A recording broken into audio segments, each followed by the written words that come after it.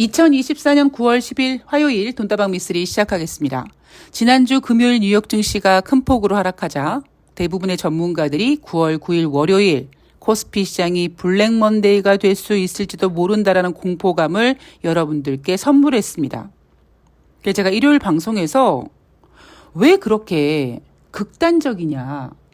조금만 올라가면은 3,000포인트 될 것 같고 조금만 빠지면 2,000포인트 깨질 것 같고 왜 2,400포인트, 2,500포인트 요 지수대를 불편해하느냐라는 이야기를 해드렸습니다. 그리고 이번 주 같은 경우는 대부분의 전문가들이 추석 연휴를 앞두고 관망세가 세질 것이다 라는 이야기를 했고요.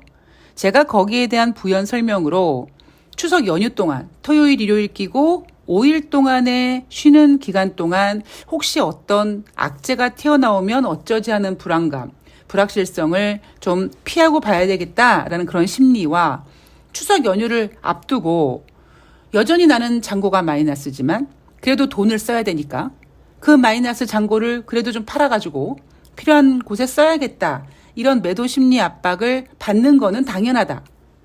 근데 문제는요. 주식시장이 좋을 때는 애널리스트들이 그런 얘기를 하지 않습니다. 주식시장이 좋을 때는요. 뭐 연휴 뒤에 이제 뭐가 기대가 되고 뭐 실적 시즌이 이제 도래하고 뭐 이렇게 얘기할 텐데 정작 지금 분위기가 좋지 않다 보니까 뭐라고 핑계댈 게 없으니까 이번 주 다가오는 한 주 동안에 주식시장이 안 좋을 텐데 그 이유는 뭐 추석 연휴 관망 심리 때문에 그렇다. 뭐 이런 얘기를 해댔습니다. 제가 여러분들께 지금 계속 각인시켜드리고 있는 부분이 뭐냐면 왜 2,500포인트를 불편하십니까? 이겁니다. 제가 곰곰이 생각을 해봤어요. 미쓰리는 2,400, 2,500포인트가 굉장히 좋은 지수대인데 그리고 그래 이게 대한민국 주제 파악하는 지수야 라고 생각하고 있는데 대부분의 개인 투자자들은 불편해합니다. 이유가 뭐냐? 그들은 지금 지수대보다 훨씬 더 높은, 더 나아가서 3,000포인트 이상에서 주식을 상투를 잡다 보니까 지금 2,500포인트대가 세상 꼴 보기 싫은 거죠. 제가 매번 말씀드리지만 저는 대한민국 주식시장이 꼬마 때부터 몸담고 있었습니다. 꼬꼬마 때는 아니에요. 대한민국 코스피 시장이 100부터 시작했으니까 뭐 꼬꼬마부터라고 말씀은 드릴 수 없습니다만 9.11 테러 때요. 코스피가 300포인트 되었습니다. 그러다가 400, 500, 600 갔다가 바이 코리아 펀드 때문에 그 이상 살짝 갔다가 다시 꼬꾸라지고 그렇게 해서 1,000포인트를 계속 두들겨서 안착하고 그 이후에 뭐 1200, 1300, 1400, 1500 갔다가 다시 1100 갔다가 하여튼 엄청난 기간 동안 긴 기간 동안 만들어 놓은 단단한 2,000포인트다. 제가 이런 얘기 종종 해드리잖아요. 제가 당분간 여러분 3,000포인트 쉽지 않습니다라고 얘기하는 이유는 다른 거 필요 없습니다. 단단하지 않아요. 너무 우리가 쉽게 접했던 겁니다. 그런데 많은 분들이 개인 투자자들이 애널리스트들이 막 더 갈 거라고 아우성치고 나 2,000포인트 때 주식 사지 못했는데 3,000포인트 넘어가니까 4,000이 갈 것 같은 그런 기대감에 주식을 줍줍하다 보니까 지금 2,500포인트가 세상 불편한 겁니다. 자, 여러분 9월 9일 월요일 블랙 먼데이 왔습니까? 물론 주식시장이 하락으로 시작했습니다. 그러나 장중에 2,500포인트 회복했습니다. 상승하지 않았으니까 나빴다라고 얘기할 수 없어요. 블랙 먼데이 아니라니까요. 제가 여러분 뭐라고 말씀드렸습니까?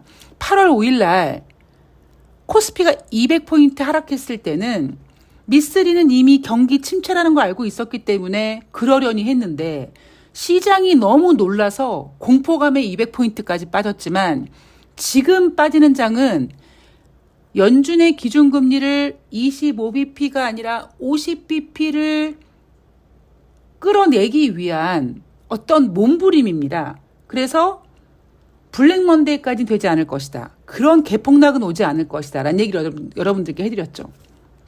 그냥 제가 봤을 때는요. 그냥 2000포인트 요 포인트에서 또 물론 빠지겠죠. 2500을 잠깐 깨기도 하고 또 하기도 하지만 위로 가기보다는 아래로 가면 더 빠지지 않게 어느 정도로 지지하려는 힘은 좀 세지만 위로 가려고 하는 힘은 없습니다. 저는 이거를 몇 달 전부터 대한민국 주식시장은 저질장이다. 그래서 올라오려고만 하면 내가 먼저 팔아야지 그런 심리가 작용이 된다라는 이야기를 계속 해드렸습니다.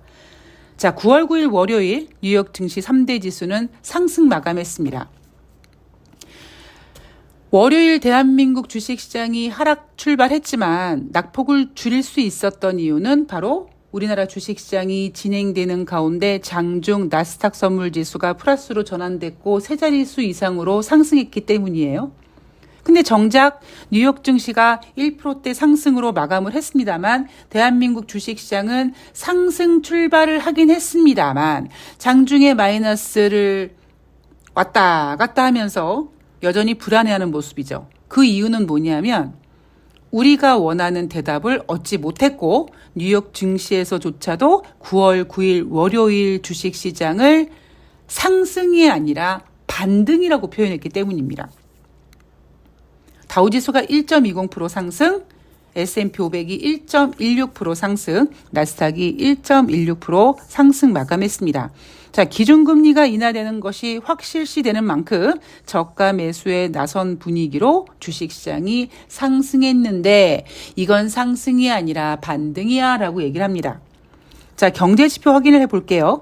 뉴욕 연방준비은행에서 발표하는 8월달 소비자 기대지수를 봤더니 향후 3개월 동안 최소 부채를 상환하지 못할 평균 인식 확률이 13.6으로 전월 대비 0.3% 상승했다고 합니다.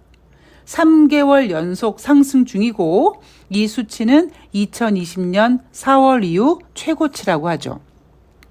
자, 이 지표가 뭐라고요, 여러분?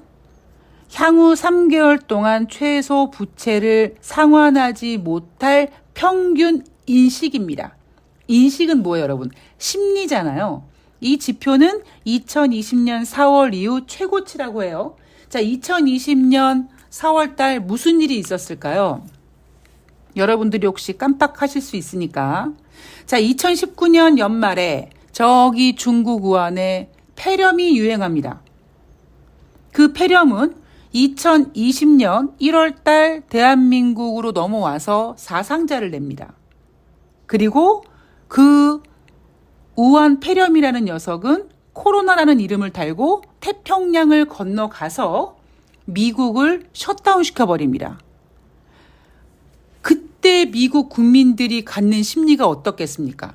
도시가 셧다운되고 우리가 전혀 예상하지 못했던 전염병이 돌았기 때문에 나 앞으로 돈 못 벌 것 같아. 나 빚 못 갚을 것 같아. 그러니까 심리가 엄청 위축됐던 거죠. 자, 8월달 고용 추세지수 7월달에 108.71이었는데 8월달에 109.04로 상승했습니다. 자, 7월 도매 재고는 전월 대비 0.2% 상승했어요. 자, 다시 8월 소비자 기대지수 결과 향후 3개월 동안 최소 부채를 상환하지 못할 평균 인식 확률이 전월 대비 0.3% 상승했다. 미쓰리가 작년 연말에 2024년 금리를 인하해야 된다라고 주장했던 사람이고 저는 개인적으로 첫 번째 금리 인하를 3월 달로 생각했던 사람입니다. 그래서 제가 종종 뭐라고 말씀드렸냐면 작년 연말에 금리 인하 기대감이 딱 생겼는데 투자자들이 어머 이제 연준이 인플레이션 잡으려고 금리 인상 안 하고 이제 금리 인하하는 거야? 하고 막 너무 흥분했는데 이 흥분이 조금 더 센 거, 조금 더 막 더 꿈이 점점점 커지는 바람에 하다 2024년 6번에서 7번까지의 금리 인하까지 꿈꾸게 만들었다라는 이야기를 제가 계속 해드렸죠.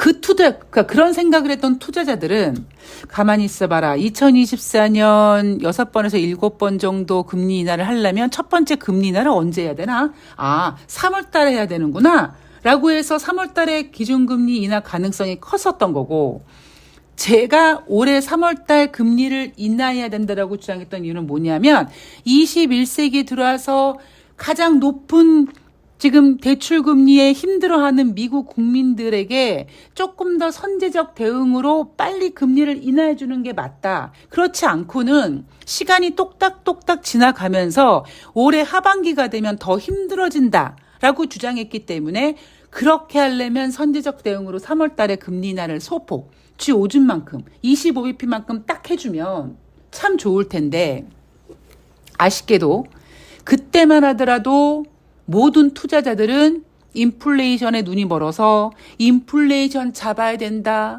매월 중순에 발표되는 소비자 물가지표에 정신을 팔렸습니다. 근데 더 재미있는 사실. 제가 작년 연말에 여러분 2024년 상반기 스태그플레이션이 이슈가 될 겁니다라고 했잖아요. 1월달, 2월달, 3월달 1분기 미국의 GDP는 둔화됐고 경기 지표는 둔화됐고 인플레이 지표는 상승했습니다. 그래서 스태그플레이션 우려감도 나타났죠. 그래서 쪼다 같은 제롬 파월 연준 의장이 3월 달에 금리 인하를 못했어요. 근데 금리 인하를 얘네들도 하기는 해야 될 것 같아. 그러니까 뭐라고 얘기했느냐.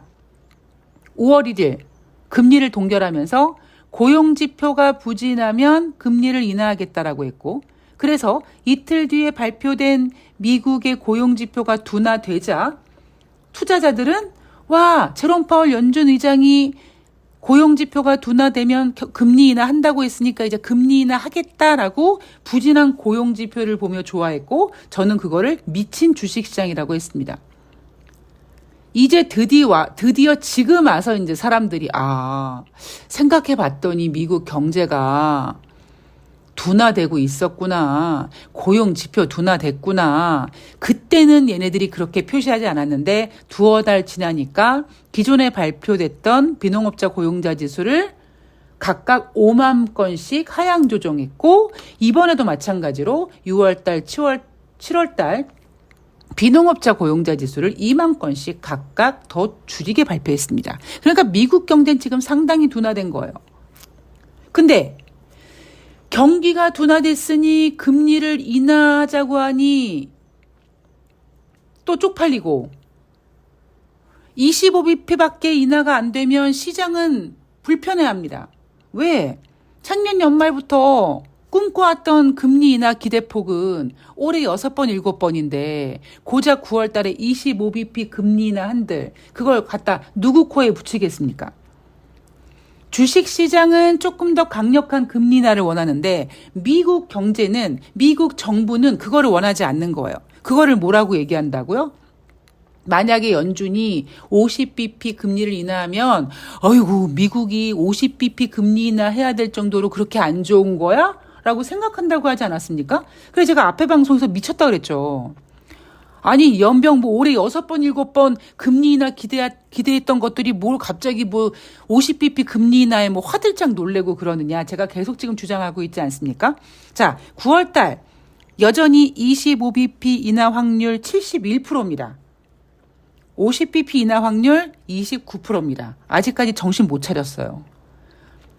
다음 주 17일, 18일 FOMC 회의입니다.